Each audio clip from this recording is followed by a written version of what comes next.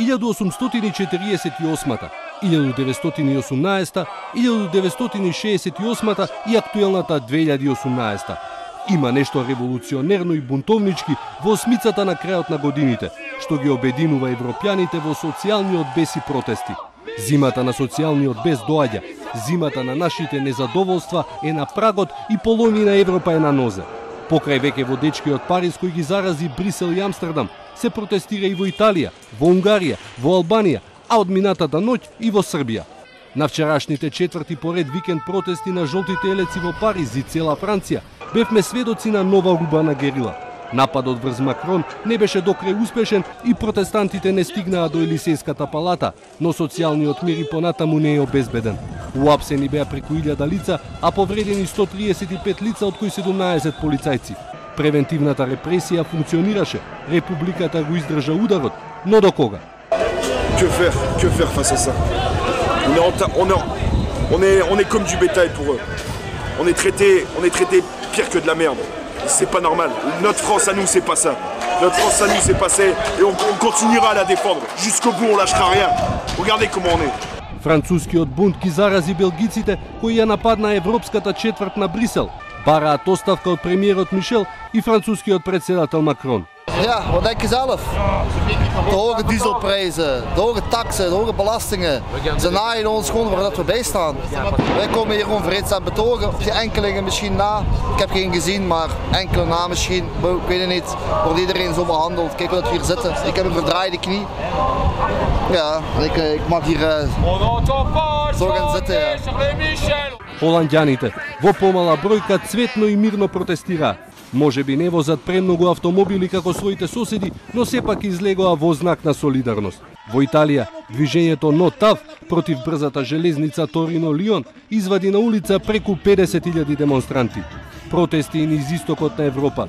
Протестите може би имаат нешто поинаква тематика, но секаде доминира структуралниот проблем, социјалниот немир и несигурност и недовербата во елитите на власта. Илјадници унгарци вчера протестираа по улиците на Будимпешта против новиот предлог закон за труд, кој на работодавците им овозможува од вработените да бараат до 400 часа преку време на работа годишно. Членовите на синдикатите и нивните приврзаници носеа транспаренти со написи: кога тиранијата е закон, револуцијата значи ред и поредок. Младите протестираат во Албанија, илјадници студенти со денови веќе протестираат против владата на Еди Рама, барајќи да се исполнат нивните барања за намалување на тарифите за школарината во државните универзитети и подобри услови во студентските домови. Протести под мотото "Стоп за крвавите кошули" се одржаа вчера во Белград, на кој учесниците со протестен марш низ главниот град на Србија завршија на плоштадот на Републиката и ја испратија пораката "Почнавме Србијо". Повод за одржување на протестите е нападот на лидерот на левицата на Србија, Борко Стефановиќ, кој пред нешто повеќе од 2 недели заедно со Бобан Јовановиќ и Марко Димиć, активисти на партијата, беа нападнати и претепани.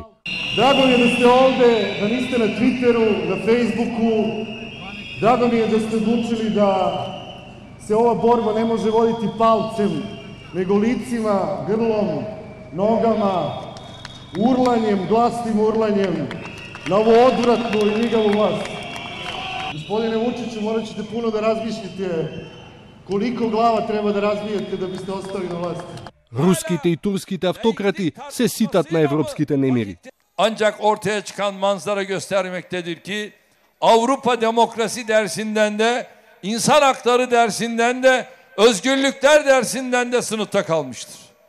Но малку што разбира Ердоган, дека граѓаните низ Европа со векови ги рушеле и обновувале своите републики и владетели околу социјалните теми.